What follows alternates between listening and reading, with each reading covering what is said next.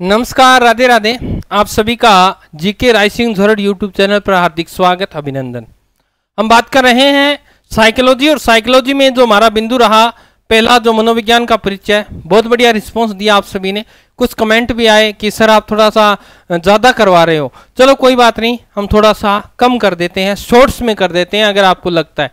अगर जो बच्चे ज़्यादा पढ़ने की इच्छुक हैं तो ज़्यादा पढ़ने के लिए मैं जल्दी आपको बताऊंगा कि किस प्लेटफॉर्म पर आपको मेरी वीडियोस मिलेंगी जहां फुल डिटेल के साथ करवाया जाएगा।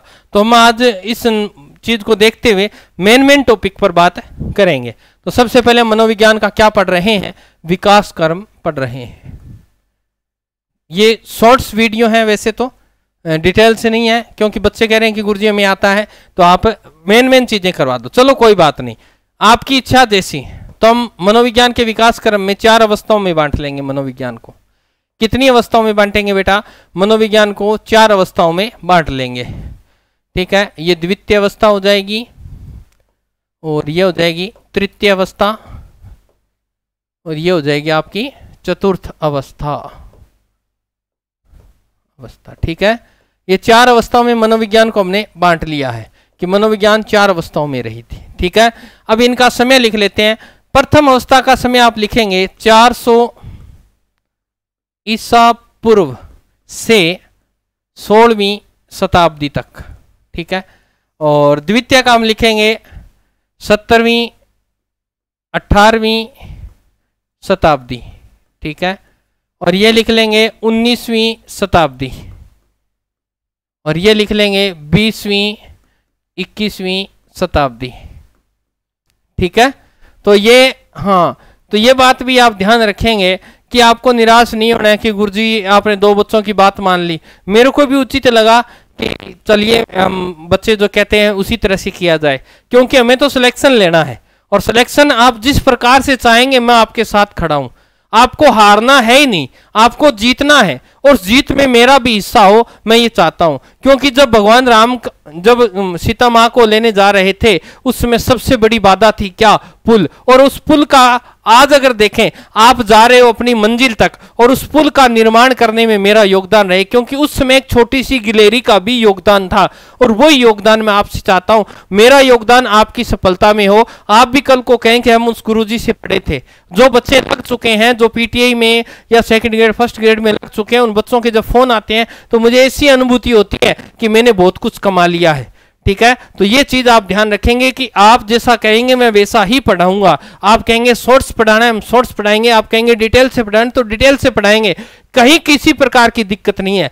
पहले दिक्कत थी, परंतु अब नहीं है। भगवान माँ सरस्वती की अच्छी कृपा हुई कि अपने को अच्छा प्लेटफॉर्म मिल गया, अपने सब कुछ एडजस्ट कर लिया है और आपके सामने उपस्थित है। चलिए हम देखते हैं सबसे पहले इस प्रथम अवस्था को। ठीक है, प्रथम अवस्था की बात करें तो प्रथम अवस्था का नाम क्या था रे? आत्मा का विज्ञान। ठीक है गुरुजी, आत्मा का विज्ञान हम जानते हैं। दूसरी अवस्था का नाम था मन व मस्तिष्क का विज्ञान। ठीक है जी, विज्ञान।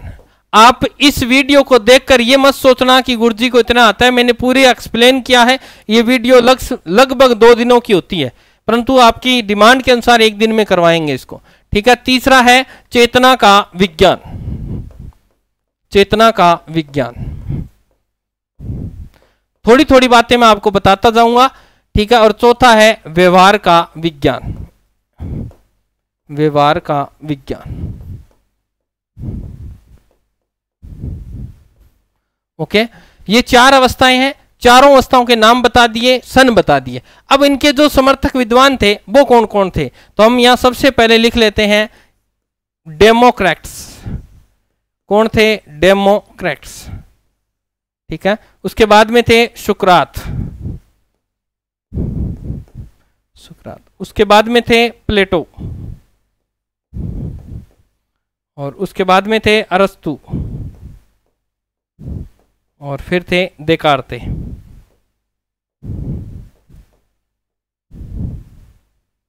ठीक है, ये इनके समर्थक विद्वान है, कहीं भी आवश्यकता नहीं है। अब आप समझिए क्या कह रहा हूं मैं।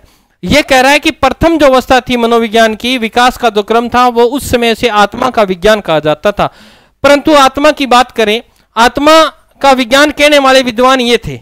ये तो उस समय तक जब मनोविज्ञान बनी 19वीं शताब्दी में जाके, तब तक तो ये एक्सपायर हो चुके थे, परंतु इनके जो समर्थक विद्वान हैं या समर्थक थे, उन्होंने कहा कि जो बात इन्होंने कही है वही बात हम मानेंगे, क्योंकि अरस्तु को तो आदिजनक कहा जाता है मनोविज्ञान का। जब ये दर्शन शास्त्र में थी तभी से इन्होंने प्रयास किया था, सबसे पहले ज्ञान मीमांसा नाम दिया था, जो पूर्व की वीडियो में बताया था। तो आत्मा को कैसे देखा जा सकता है? आत्मा तो एक अमूर्त विषय है और अमूर्त विषय का अध्ययन नहीं कर सकते। आपकी आत्मा का अध्ययन मैं कैसे कर सकता हूं? तो यहां पर ये परिभाषा तो दे दी, परंतु यहां पर कुछ विद्वान जो थे, आलोचक थे, उन्होंने कहा कि आप हमें ये बताओ कि आत्मा का स्वरूप कैसा होता है, आत्मा की प्रकृति कैसी होती है, आत्मा को पढ़ने की अध्ययन विधियां क्या है। जब ये प्रश्न इन विद्वानों के समर्थकों से पूछे गए तो उन लोगों ने कहा कि इस प्रकार की कोई विधियां नहीं है, ना इनका कोई स्वरूप है, और ना ही हमें इस चीज का पता है कि आत्मा को कैसे पढ़ा जाता है, इसको कैसे देखा जाता है। जब हमें इस चीज का पता ही नहीं है, क्योंकि आत्मा जो होती है वो तो अमूर्त होती है और अमूर्त वस्तु का अध्ययन तो हम कर ही नहीं सकते, इसलिए परिभाषा क्या हो गई थी? अमान्य हो गई थी। अब जो आलोचक कौन थे?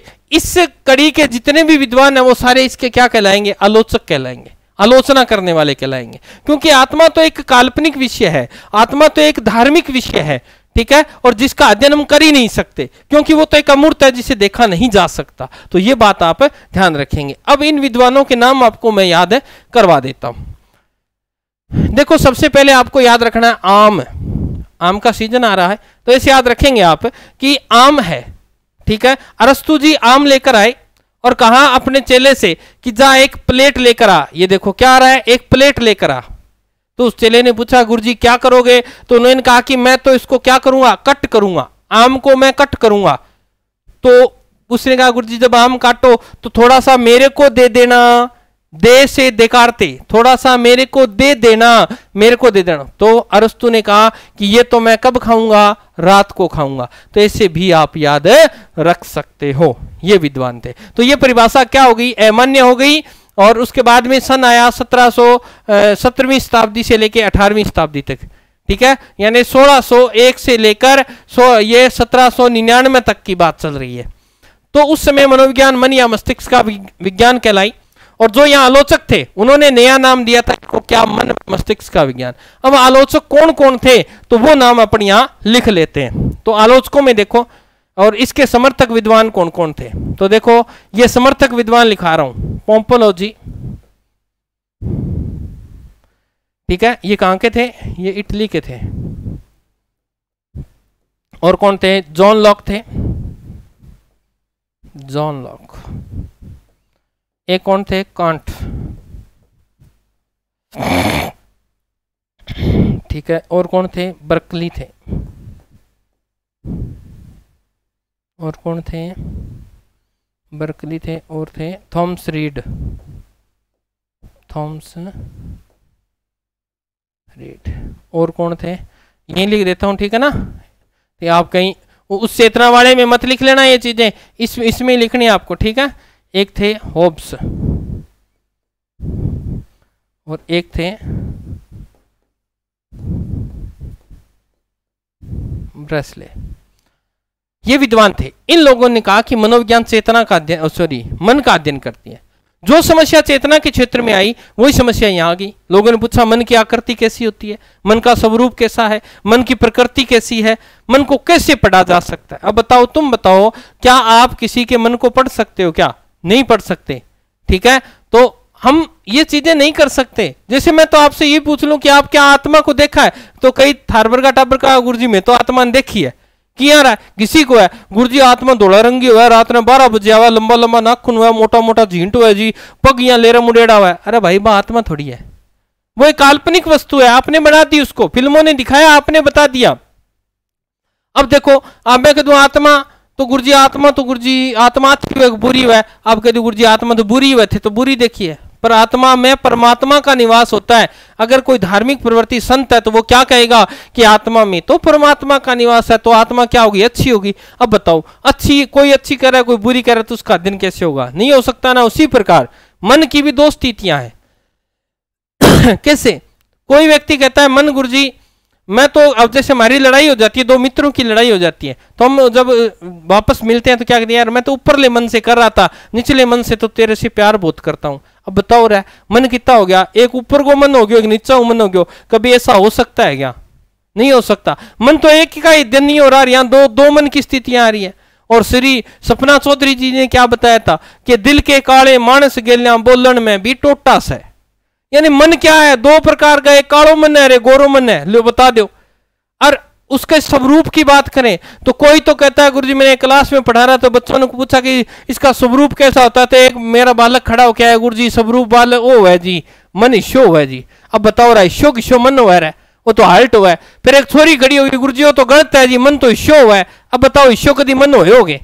तो मन को स्वरूप भी स्पष्ट को नहीं, और थारे मन में के चालन लग रही है बात चीज मैं नहीं जान सकता, इसीलिए इसका अध्ययन संभव नहीं है। इसलिए ये भी मनोविज्ञान का जो विषय था ये क्या होगी, अमान्य होगी ये परिभाषा। ठीक है। अब विद्वान कौन थे जिन्होंने ये प्रश्न पूछा कि मन की प्रकृति कैसी है? तो यहाँ जो समर्थक होंगे वो यहाँ क्या हो जाएंगे, आलोचक हो जाएंगे।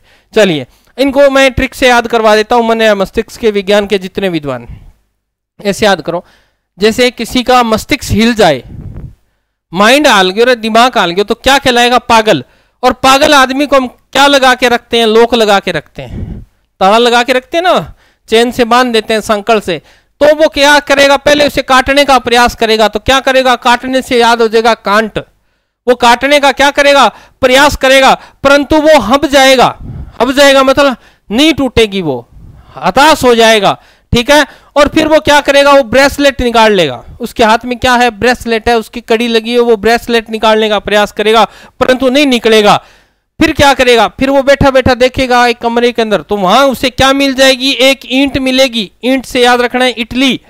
और वहां पर एक पंप पड़ा होगा। क्या पड़ा होगा, पंप, जिसे हम ढोलकी बोलते हैं ना, स्प्रे करने वाली, पंप पड़ा होगा। तो वो ईंट मारेगा पंप पर ईंट मारते वो क्या हो जाएगी, ब्रेक हो जाएगी, यथार्थ टूट जाएगी। और ये बात मैं आपको पढ़ा रहा हूं, यानी रीड करवा रहा हूं, तो ये बात आपको थम के याद करनी है, यानी थॉमस रीड।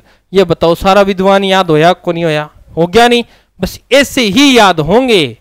ठीक है। अब चलते हैं चेतना के विज्ञान में। जब यह परिभाषा मान्य हो गई तो फिर चेतना के अध्ययन के बारे में किस विद्वान ने क्या कहा?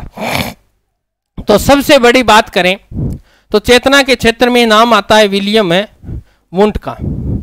ये समर्थक विद्वान है। उनका शिष्य था टिचनर। कौन था, टिचनर। फिर कौन था, विलियम जेम्स। कौन था, विलियम जेम्स। और कौन था, वाइवस। और कौन था, जेम्स सली। जेम्स सली। इन विद्वानों ने कहा कि मनोविज्ञान चेतना का विज्ञान है। और हकीकत में अगर बात करें 19वीं शताब्दी की, तो यहां पर मनोविज्ञान का उद्भव हो रहा था। मनोविज्ञान अपने जन्म यानी थाली बजाना टेम की बात आया। कैसे, विलियम वुंट ने 1879 में क्या खोली थी, मनोविज्ञान की प्रथम प्रयोगशाला। तो 19वीं शताब्दी होगी। फिर टिचनर ने क्या किया था, टिचनर ने और विलियम वुंट ने मिलकर संरचनावाद की स्थापना की थी। ठीक है। विलियम जेम्स ने मनोविज्ञान को दर्शन शास्त्र से अलग किया था। मनोविज्ञान की प्रथम पुस्तक लिखी थी। 1870 में मनोविज्ञान को अलग किया और 1890 में पुस्तक लिख दी। सारा काम कब हुआ, 19वीं शताब्दी में। तो हम कह सकते हैं कि मनोविज्ञान का उद्भव काल कौन सा है, तो ध्यान रखिएगा चेतना का विज्ञान है वो उसका उद्भव काल माना जाता है। ठीक है। तो इन विद्वानों ने कहा कि चेतना का अध्ययन, तो भाई चेतना का अध्ययन कर ही नहीं सकते, क्योंकि चेतना किसे कहते हैं। अगर आप बागड़ी बात करा, मारवाड़ी भाषा में बात करा, तो चेतना किन्ने कह रहा है। चेतना आप घरे मान लो आप ठोकर लाग जाए या बर्तन के चोट लग जाए, क्या घर के कह रहा है, चेतो कर ले। चेतो कर ले का मतलब तू जाग जा। हम सोने की अवस्था में होते हैं, घर वाले ये कहते हैं। तो चेतना का अर्थ हो गया जागृत अवस्था, मन की जागृत अवस्था। अब मैं, आप मेरे पास पढ़ने आए, मुझे पता है आप नौकरी लगना चाहते हो, क्या मैं इस बात से अंदाजा लगा लूंगा आपका व्यक्तित्व कैसा होगा, आपका व्यवहार कैसा होगा? नहीं लगा सकता, क्योंकि मुझे आपका सिर्फ एक ही पक्ष दिखाई दिया है। तो सिगमंड फ्राइड जो विद्वान थे, उन्होंने क्या कहा था, कि उन्होंने कहा था कि मन के 3 पक्ष होते हैं। चेतन पक्ष तो टोटल मन का 1/10 भाग ही होता है, और अचेतन जो होता है वो होता है 9/10 भाग, और एक होता है अर्धचेतन या अवचेतन मन। जो अब देखो, अर्धचेतन मन की बात तो छोड़ दो, आप चेतन 1/10 भाग ही है ना। थोड़ा सा मैं आपको यहां समझाने का प्रयास कर देता हूं। ये देखो, मन की 3 अवस्था है। चेतन मन, अचेतन मन और अवचेतन मन। ये तो टोटल मन का 1/10 भाग ही है, और ये 9/10 भाग है, तो ज्यादा कौन सा है? ज्यादा तो ये है गुरुजी। तो इसमें अचेतन मन में ये रीजन होगा आप तैयारी क्यों कर रहे हैं। कोई अपनी माँ का सपना पूरा कर रहा है, कोई अपने बाप का कर रहा है, कोई घर बनाना चाहता है, कोई शादी करवाना चाहता है। यानी ये सब बातें कहाँ हैं? जब आपने एडमिशन लिया था तब क्या बताई थी? क्या नहीं? तब तो आपने यही कहा था गुरुजी हमें तो शिक्षक की तैयारी करनी है। वो चेतन मन था, परंतु मन में छुपी हुई बातें क्या है? अचेतन मन है, और वो 9/10 भाग सबसे ज्यादा। तो उसका तो अध्ययन ही नहीं कर रही चेतना का विज्ञान, इसीलिए परिभाषा क्या हो जाएगी? अमान्य हो जाएगी। क्यों? मैं अगर सीधा समझाऊंगा, अगर मेरी 10 बातें हैं उसमें से आपको सिर्फ एक ही बात का पता है, तो आप मेरा निर्धारण नहीं कर सकते, ठीक है। और आपको अगर मेरी 9 बातों का पता है तो आप मेरा निर्धारण कर सकते हैं। तो 9 बातें कहां रहेगी? अचेतन मन में रहेगी। इसीलिए चेतन सिर्फ एक संक्षिप्त शब्द है, मन की जागृत अवस्था है जो हमारे क्रियाकलाप को तो व्यक्त कर रही है, परंतु हमारे मन के अंदर छुपी बातों को बाहर नहीं निकाल रही। इसीलिए परिभाषा भी क्या हो गई? अमान्य हो गई। अब देखो, आत्मा और मन ये दोनों क्या हैं? ध्यान रखना, ये दोनों ही अमूर्त विषय हैं। क्या है? ये अमूर्त हैं, ये दोनों ही अमूर्त हैं, दिखाई नहीं देते, इसीलिए इसका अध्ययन संभव नहीं है। ये परिभाषाएं इस आधार पे क्या हो गई थी? अमान्य। पर चेतना तो एक संक्षिप्त था। चेतना क्या थी? संक्षिप्त थी। और चेतना के अंतर्गत सबसे पहले अगर बात करें, विलियम वुंट ने, इन्होंने कहा था कि एक अंतः निरीक्षण विधि दे दी थी। इन्होंने कौन सी दी थी? अंतः निरीक्षण विधि। इन्होंने कहा कि इस आधार पर हम किसी का निरीक्षण कर सकते हैं। तो आप ये बताओ, चेतना का मैंने आपको बता दिया, चेतना से किसी व्यक्ति का पता नहीं चलता। क्या अंतः निरीक्षण विधि से पता चल जाएगा? कोई आदमी अपना गुण ही बताएगा, क्या वो अवगुण बता सकता है? नहीं बता सकता। आप अपनी कमियां कभी नहीं बता सकते। आपने जो अच्छा काम किया वो बता दोगे, तुरंत बता दोगे। तो ये परिभाषा इसलिए अमान्य हुई क्योंकि चेतना एक संक्षिप्त शब्द था जिससे व्यक्ति का अध्ययन संभव नहीं था। और एक अंतः निरीक्षण विधि दी थी विलियम वुंट ने, ये भी क्या रही? असफल रही, क्योंकि इसमें भी व्यक्ति अपने तथ्यों को छुपा जाता है और अपने सद पक्ष को ही सामने रखता है, जो उसका बुरा पक्ष होता है उसको वो छुपा जाता है। इसलिए ये विधि, ये काल, ये विज्ञान अस्पष्ट हो गई और ये परिभाषा भी अमान्य हो गई। अब कैसे याद रखेंगे? दोबारा याद करवा देता हूं, इसके विद्वान याद करवा देता हूं। देखो, चेतना कब होती है? जब मम्मी का बूंट हमारे ऊपर आके लगता है। मम्मी का बूंट, बूंट से बूंट आके लगता है और वो जम जाता है। जो आके लगाती है मम्मी, ऐसा लगता है मगरांग माई पड़ी है ना? आपके भी लगी होगी ऐसे। हम छोटे छोटे स्कूल में नहीं जाते थे तो बड़ा पापो लगा तो थाप मगरा माया छप जान तो 3 दिन तक इं लाग तो जान मगरा में पड़े है।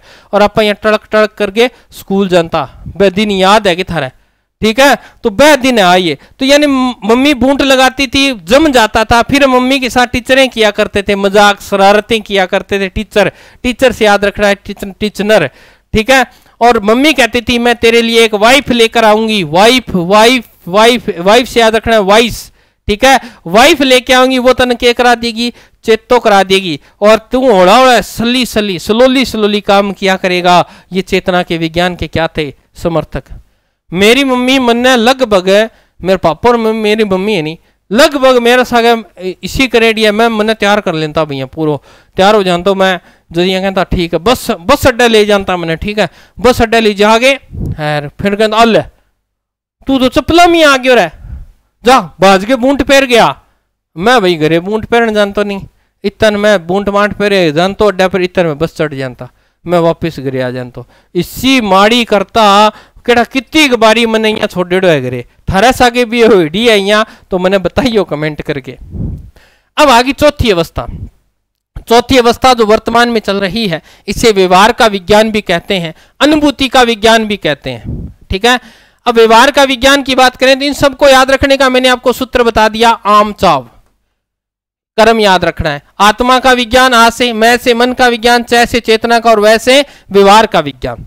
20वीं 21वीं शताब्दी की बात है। और व्यवहार जो पक्ष है, ये देखो, व्यवहार जो होता है वो क्या होता है? मूर्त होता है। व्यवहार क्या होता है? मूर्त होता है, जिसमें हम देख और सुने सकते हैं। व्यवहार में हम क्या कर सकते हैं? देख और सुने सकते हैं। अब आपसे प्रश्न ये पूछ लेगा, चौथी अवस्था मैं पीछे कर लेता हूं, चौथी अवस्था ये लो, व्यवहार व अनुभूति का विज्ञान। तो आपसे ये पूछ लेगा कि सर्वप्रथम मनोविज्ञान को व्यवहार का विज्ञान किसने कहा? तो आपका उत्तर होना चाहिए भाई साहब, मैकडूगल ने कहा था। सबसे पहले किसने कहा था? मैकडूगल ने कहा था। क्या? कि मनोविज्ञान व्यवहार का विज्ञान है। ये बात आप ध्यान रखेंगे। किसकी परिभाषा है? मैकडूगल के। वॉटसन ने क्या कहा था? वॉटसन ने तो ये कहा था कि मनोविज्ञान, आप मुझे कुछ भी दे दो, है ना, तुम मुझे 1 दर्जन बच्चे दे दो, मैं उनके वंश को जानी बनाऊं, उन्हें चोर, डाकू, वकील कुछ भी बना सकता हूं। अर्थात वाटसन ने व्यवहार के साथ साथ वातावरण को भी अहमियत दी है। ये बात आप ध्यान रखेंगे। जब हम विकास और वातावरण पढ़ेंगे तो वहां पर इनको खूब पढ़ेंगे, तो ये बात आप ध्यान रखेंगे। सिगमंड फ्राइड ने मन की अवस्थाओं को बताया, 3 अवस्थाएं बताई थी। इन सब विद्वानों ने कहा कि मनोविज्ञान जो है वो व्यवहार का विज्ञान है, क्योंकि व्यवहार मूर्त विषय वस्तु है जिसमें हम देख और सुन सकते हैं। मैंने आपको बता दिया। वुडवर्थ क्या कहते हैं कि व्यवहार अनुभव व प्रशिक्षण द्वारा होता है, और व्यवहार के 3 पक्ष होते हैं, क्या, क्यों, कैसे। और जब ये 3 पक्ष हैं तो व्यवहार सबके सामने होता है। मैं अगर इशारों से बात करूंगा ना आपसे तो भी वो व्यवहार प्रदर्शित होगा, मैं बोलकर बात करूंगा तो भी प्रदर्शित होगा, मैं आपको ऐसे कर रहा हूं तो भी मेरा व्यवहार प्रदर्शित हो रहा है। इसलिए व्यवहार का अध्ययन करना संभव है। इसीलिए मनोविज्ञान आज व्यवहार का विज्ञान कहलाती है। अभी इसके विद्वानों को याद कर लेते हैं कि इसके विद्वान कौन कौन है। मैकडूगल की एक लाइन आती है, चेतना के बारे में कहा था। इनकी पुस्तक आई थी आउटलाइन ऑफ साइकोलॉजी, उनके पेज नंबर 16 पर इन्होंने एक बहुत बड़ी बात कही कि ये हमारा दुर्भाग्य है कि चेतना जैसा बुरा शब्द मनोविज्ञान के साधारण प्रयोग में आ गया। ये बात किसकी है? मैकडूगल की। किसके लिए कही थी? चेतना के विज्ञान के लिए कही थी। तो इनको मैं समर्थक विद्वान याद करवा देता हूं। एक अंग्रेज अधिकारी है भाई, और उसका एक बेटा है। उसने अपने बेटे को पूछा, वाटसन, वाटसन बेटा क्या हुआ? तो उसने कहा, डैड मेरे पिल्स हो रहे हैं। क्या हो गए? मेरे पिल्स हो गए, है ना, पिंपल्स कह दो, पिल्स कह दो, पिल्स तो वैसे बावसिर को भी बोल सकते हो आप, ठीक है। और क्या हो गया बेटा? डैड मेरी स्किन भी क्या हो गई है? फ्राई हो गई है, ऐसी उखड़ी उखड़ी हो गई है, स्किन उतर रही है। कैसी हो गई बेटा? मेरी स्किन बिल्कुल डैड लकड़ी जैसी हो गई है, वुड जैसी हो गई है। तो मैं क्या करूं? तो डैड ने कहा कि तू एक काम कर, तू किस पे जा? गूगल पे जा। किस पे जा? गूगल पे जा, और गूगल से एक डाई मंगा। क्या मंगा? डाई मंगा, जो उसको जड़ से क्या कर देगी? समाप्त कर देगी।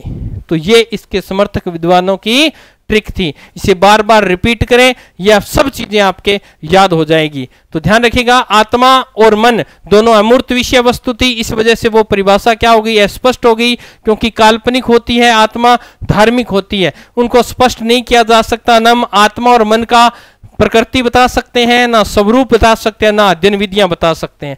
चेतना का विज्ञान इसलिए अमान्य हुई क्योंकि चेतना एक संक्षिप्त थी। अचेतन मन 9/10 भाग थी, जबकि चेतन 1/10 भाग थी, इसलिए वो परिभाषा भी अमान्य हुई। वर्तमान में मनोविज्ञान व्यवहार का विज्ञान है, क्योंकि व्यवहार मूर्त वस्तु है जिसे देखा सुना जा सकता है, जिसमें व्यवहार को नोट किया जा सकता है। इसलिए आज मनोविज्ञान व्यवहार का विज्ञान है। और एक सीधा फॉर्मूला, जब कभी भी आपके कोई प्रश्न समझ में नहीं आए तो आप ये बात ध्यान रखना कि मनोविज्ञान शब्द जहां लिखा है उसको काट देना, उसकी जगह व्यवहार शब्द लिख लेना, प्रश्न ऑटोमेटिक ही सही हो जाएगा। ठीक है, तो आज के लिए गुरु मंत्र था। नेक्स्ट क्लास में मिलेंगे, तब तक स्वस्थ रहें, मस्त रहें। जय राजस्थान, जय भारत।